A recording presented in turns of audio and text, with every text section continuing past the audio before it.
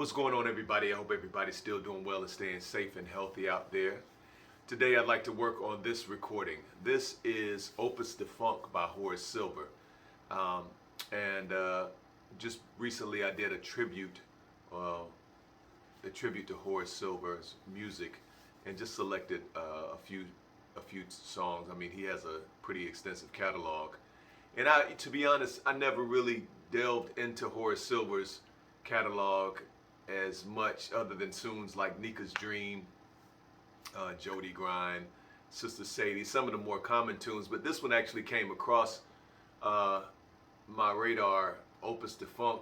And Horace was an interesting composer. Obviously, if you know anything about Horace Silver's discography and his origins, like he came up under Art Blakey and the Messengers, kind of like right at the end of the bebop era. More so, his music is classified as hard bop, although his compositions, his earlier compositions like Quicksilver and even this Opus De Funk have a lot of bebop connotations. But I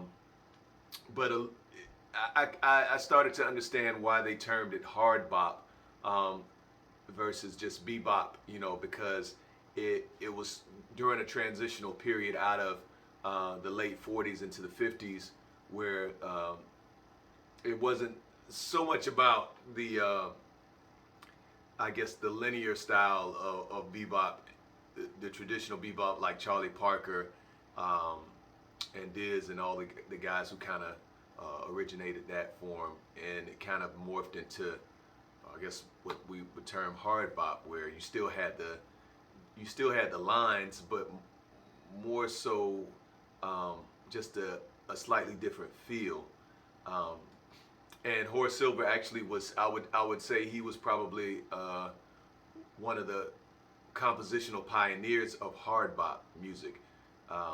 So we're gonna get into this. It also has a lot of like gospel, like his music has a lot of, actually has a song called The Preacher, so you can hear some gospel connotations in there. Of course, the bebop, soul music, so it's all kind of in there. But let's go through Opus De Funk, which in my opinion does exemplify all those things that we just mentioned, where it's bebop, it's gospel, it's kind of soul, and it's a blues. Essentially, the tune is a blues with a little. It has an 8-bar intro, which became, in my opinion, maybe it wasn't necessarily supposed to be written as a part of the melody, but it has become a part of the melody. So when you play this tune, to say that you really know it, you should incorporate this intro or this 8-bar introduction, as well as the rest of the melody.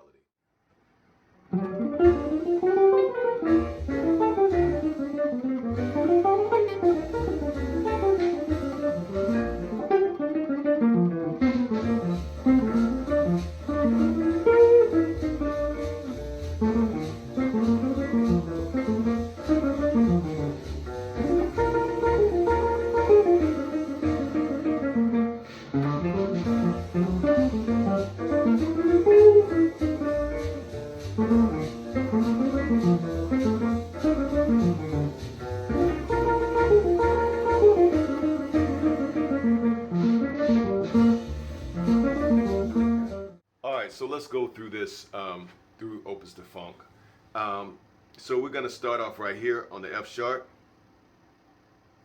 And it's a sweep starting on F sharp, G, B flat, D to F again. So and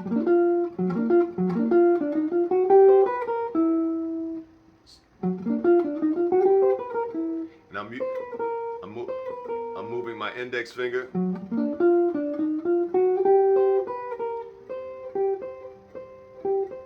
bending over the adjacent string, just kind of like pivoting off of that. So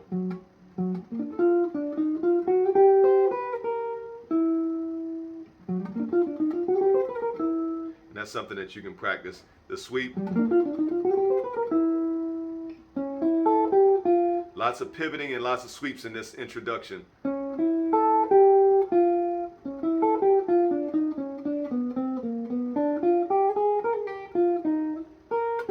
So this one is going to be a kind of like an up sweep.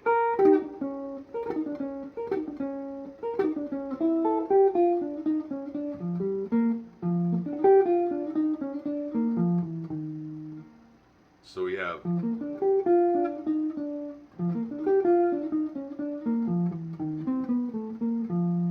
it's a lot. Once you get past that, though, the rest of the melody is relatively easy. It's just this intro is very bebopish. So we got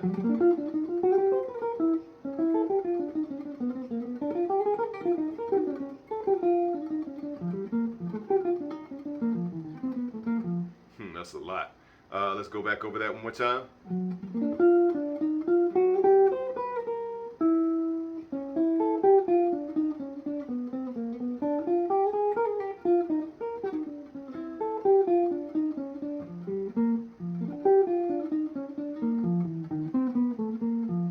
Then we go into the melody. So you're just gonna have to be patient with yourself and work it out. The kicker about the intro is definitely the sweeps and the pivoting from one string to the next to make sure that it flows evenly. Going to the E.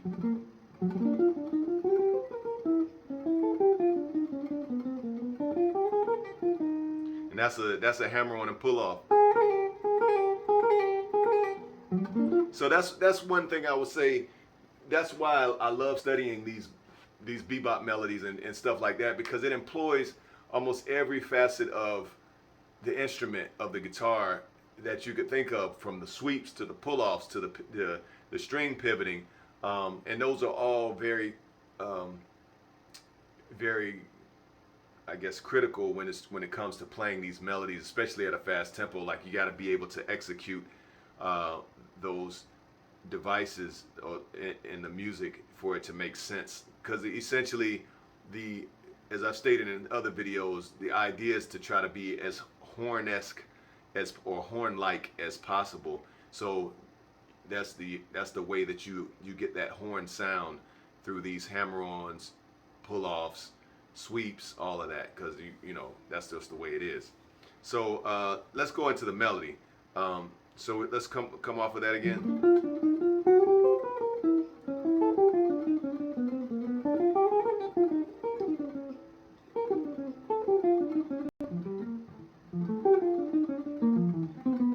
Here comes the melody. The melody starts right here.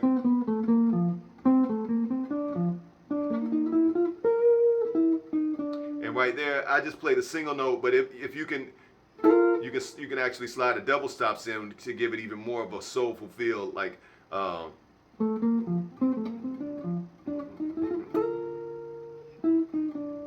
might be kind of hip. But anyway, let's go back over it. I'm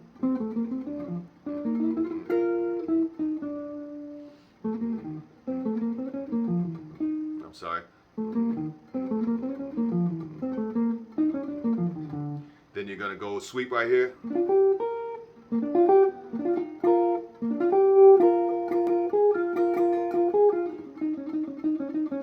Now right there, when I recorded it, of course, I only play the, but it is also hip, but it's hip, but it's harder to play. I think it's hip to play it,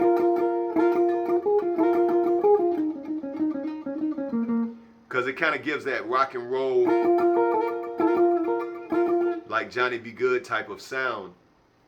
But you know, and if it's comfortable for you, if you can get it, by all means, go for it, because it just gives that like that extra push, like, you know, Johnny B. Good, or you can just play.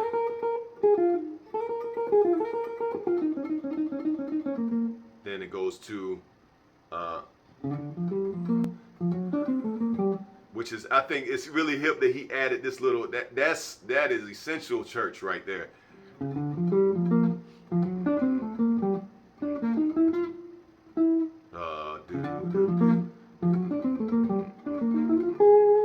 dummy goes to this note instead of that note. So you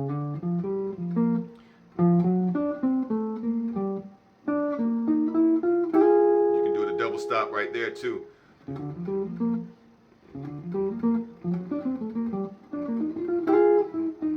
Those double stops add that extra, it just adds that extra punch. And considering this is a gospel bluesy jazz type of song, wherever you can throw those punches, it just gives more emphasis. You know, those double stops, that's to me what made George so great, is when he used the double stops, similar to like an organ. Like, you know, when you listen to George's playing, the double stops, you know, you hear organ players do double stops all the time. So that's kind of where that whole notion of playing the two notes kind of came from, that organ type of sound. And then of course you hear it in rock and roll and stuff all the time. Anyway, sorry, I digress, but here we go. So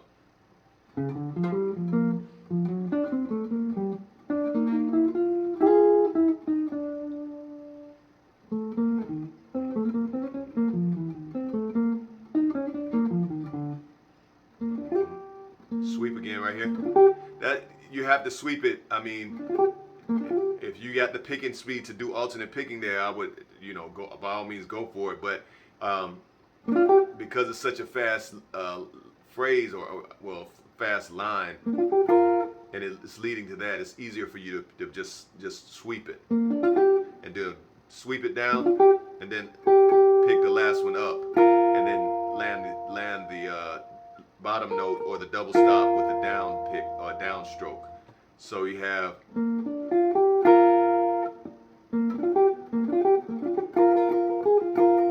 and you could do it. You could do that too. To me, it sounds hipper. If you're gonna do the double stops,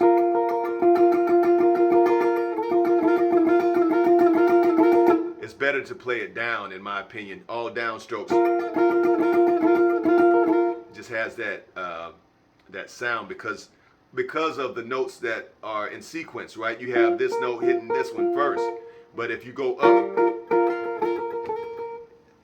you can do it either way. But in my opinion, it sounds better now.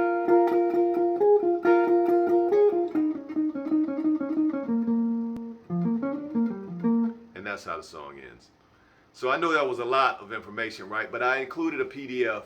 So for those of you all who can read standard notation, you can follow along with the chart, and it'll definitely make more sense to you. And then figure out your own methods to conquer the melody if you choose to do so. But I found this to be very helpful, like as far as the fingerings that I've chosen to execute the melody, and it's all in here. You know, it's a B flat blues for the most part, like a B flat church blues.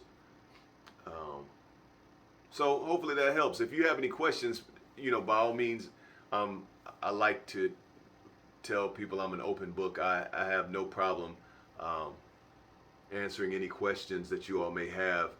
You can email me at rodharrisjr@gmail. Yeah, like I said, you know, sometimes your questions kind of shine light on things that I maybe